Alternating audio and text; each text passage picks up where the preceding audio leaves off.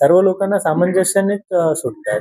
बरेच वेळा त्यांना बाहेर काहीतरी ऐकून, कोणी त्याला भडकावून ते गैरसमज निर्माण करण्याचा प्रयत्न असतात. परंतु आम्ही हे सांगितलं, की ज्या ठिकाणी सरकारी जागेमध्ये बसलेलं अतिक्रमण असतील, त्या ठिकाणी त्यांना काढल्यानंतर त्यांना पुनर्वसन आम्ही 100% ज्या ठिकाणी तुमची स्वतःची जागामध्ये बांधकाम असेल आणि अनधिकृत बांधकाम असेल, तो आम्ही पाडलं जाणार.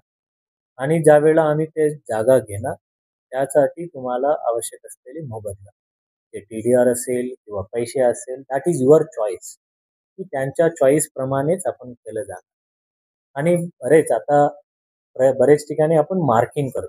मार्किंग केल्यानंतर कोणाची किती जागा जातो, हे आपल्याला कळतं. आणि त्यानंतर त्यांना रितसर नोटीस देणार आणि रितसर नोटिसामध्ये त्यांच्याकडे काय आहे, काय पुरावा आहे. स्वतःची मालकीचा असेल, तो आम्ही त्यांना मोबदला देणार. ते स्वतःची जागा नसेल, मग त्याला सरकारी जागेवर असेल, तो त्यांना पुनर्वसन करण्याचे निर्णय घेतला. आणि त्या अनुषंगाने चिकलठाणाची असेल, हरसूलची असेल, नक्षत्रवाडीचं असेल, त्यांचे काही डाऊट्स असतात. ते डाऊट्स बाहेर कोणीतरी काहीतरी ऐकून येतात. परंतु ज्यावेळेला आमच्या समोर बसतो, अक्रॉस दी टेबल बसतो, त्यांना आम्ही सामंजस्याने त्यांच्या समस्या सोडवतो.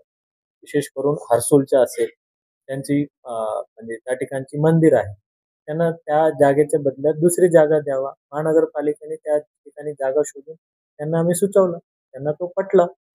तसेच चिकलठाणामध्ये त्यांची मंदिराची जागा होती. महादेवाची मंदिराची आहे, विठ्ठल रुक्मिणीची मंदिराची आहे. त्या ठिकाणी ही व्यवस्था केली.